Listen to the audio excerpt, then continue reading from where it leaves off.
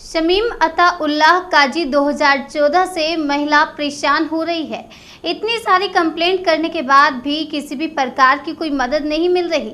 उनका कहना है कि उनके पति अता उल्लाह की वजह से वह इतनी परेशान है। जाकिर 2014 से कंप्लेंट कर रही है और अभी तक किसी प्रकार की कोई सुनवाई नहीं हुई।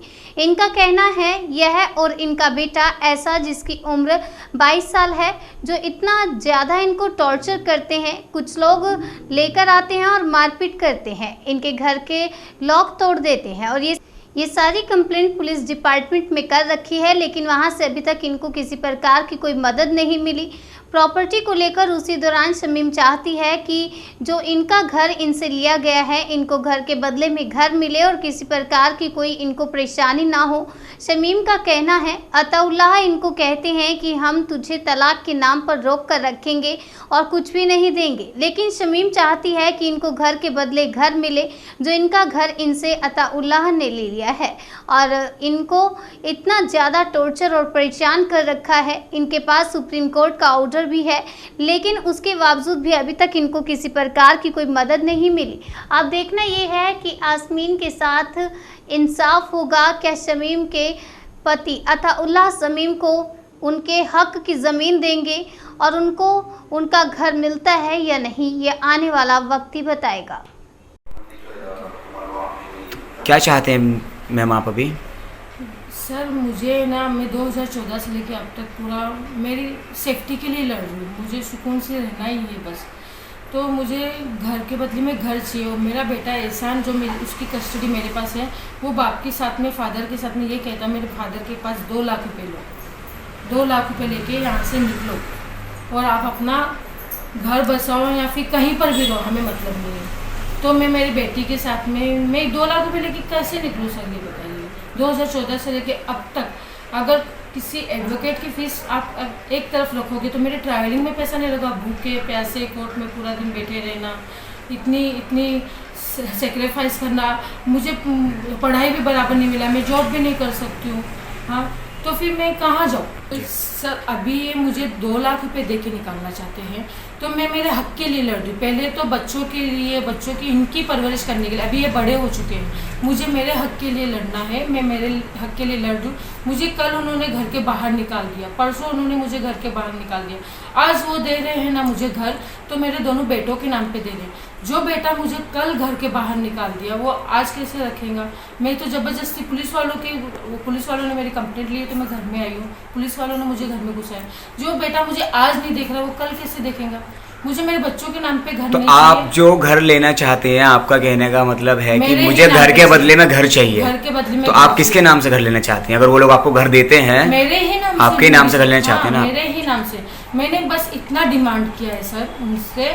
उन्होंने 2014 में तलाक दिया था मुझे, तो उन्होंने कोर्ट में जाके झूठ बोला कि डाइवोर्स नहीं हुआ है। उस झूठ के नतीजे ये सब केस चल रहा है। ओके, उन्होंने कहा झूठ जाके कि 2 तलाक हुई है। हमारे मुस्लिम पर्सनल लॉ में 2 तलाक के भी एक पीरियड होते हैं, वो पीरियड मुकम्मल हो चुका है। हमारी और इनकी तलाक हो चुकी है। वो क्या कहते हैं, 2 तलाक के नाम से हम आपको अटका के रखेंगे। वो अटका के रखे, मैं अटकने तैयार हूँ, मैं यहाँ पर रहने तैयार हूँ, मुझे कहीं नहीं जाना है, मुझे घर के बदले में। लेकिन आपको घर के बदले घर चाहिए? घर के बदले में घर चाहिए। मेरा फतवा भी सब निकाला, मुझ पर कुछ गुना लागू नहीं है, मेरा तलाक हो चुका है।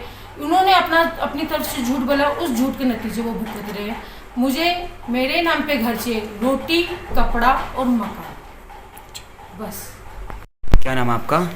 शमीम अताउल्लाह काजी। शमीम जी, क्या हुआ आपके साथ जो आप इतने परेशान हैं? 2014 से आप परेशान चल रहे हैं, लेकिन जो आपका केस है उसके भी अभी तक आपकी कोई कार्रवाई नहीं हो रही है, नहीं आपको कोई रिलीफ मिली अभी तक। तो आप क्या कहना चाहेंगे, बताइए। सर पहली बात तो मेरा बाल विवाह हुआ है। बाल विवाह हुआ है और मैं छोटी उम्र में इधर आई हूँ।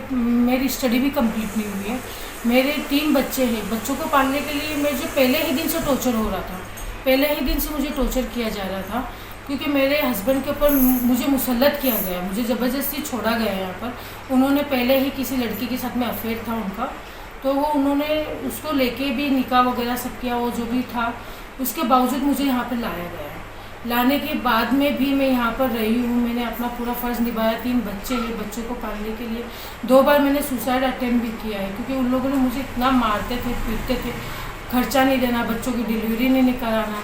दूसरा लड़का जब मैं एहसान जो मुझ पर आज अटैक कर रहा है, वो मेरे पेट में भी था ना, तो 7 मंथ प्रेग्नेंट होने के बावजूद भी उसने मेरे पेट पे बैठ के मुझे मारा, मुझे असॉल्ट किया। मेरे फादर आके पूरे समाज वालों के साथ में मिलके मुझे यहाँ पर अपने घर लेके गए, वहाँ पर डिलीवरी कराया। 2 साल मैं वहाँ पर रही, मेरे भाइयों ने मुझे खून दिया, इमरजेंसी आईसीयू में एडमिट थी मैं, 2 दिन के बच्चों को लेने पहुँच गए। यही सब फेस करने के बाद भी मैं यहाँ पर बच्चों को पूरा पालते वेलते यहाँ पर आई हूँ। 2014 में उन्होंने मुझे 2 डाइवोर्स देके घर के बाहर निकाल दिया था, तो मुझे पुलिस वालों ने, मोहल्ला कमेटी वालों ने मुझे इस घर में डाला है, अंदर किया है, घर के बाहर मारकर पूरा ब्लीडिंग जा रहा था मुँह में से, बाहर कर दिया था। तब से 2014 से लेकर अब तक पूरा केस चल रहा है। 2015 में पूरे 30-50 लोगों ने मुझ पर अटैक किया।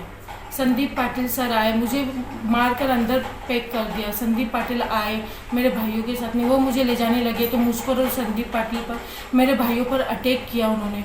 उनको तड़ीपारी हुई 40 दिन की, सेशन में बेल नहीं मिली उनको, मजिस्ट्रेट ने बेल नहीं दिया, हाई कोर्ट में उनको बेल नहीं मिला।